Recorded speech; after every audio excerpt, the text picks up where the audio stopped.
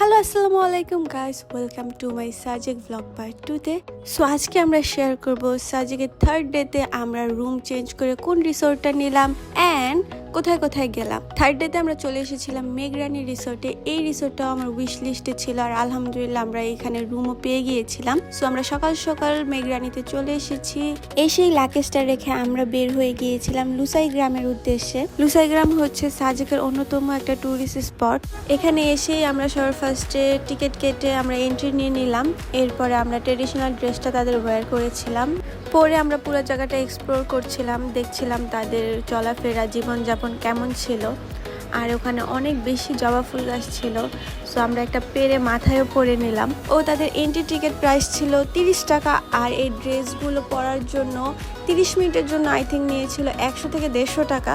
এই জায়গাটা একদম ডিফারেন্ট একটা এক্সপিরিয়েন্স ছিল।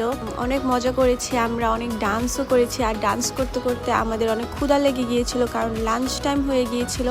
এর জন্য আমরা তাদের ড্রেসগুলো তাদেরকে বুঝিয়ে দিয়ে আমরা আমাদের রিসর্টের উদ্দেশ্যে চলে আসি।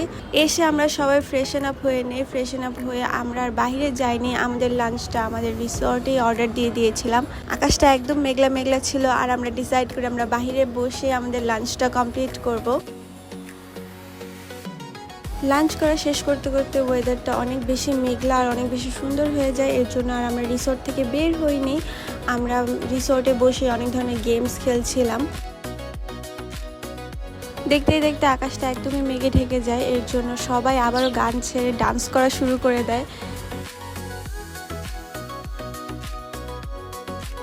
হাফ অ্যান আওয়ার বৃষ্টি হওয়ার পর একদম সুন্দর ঝকঝকে একটা রোদের সাথে আমরা রংধনুও দেখতে পাই। এর জন্য আমরা রেডি হয়ে নেই। রেডি হয়ে আবারও কতগুলো ছবি অ্যান্ড ভিডিও ক্লিপ নিয়ে নেই আমাদের মেমোরিতে রাখার জন্য।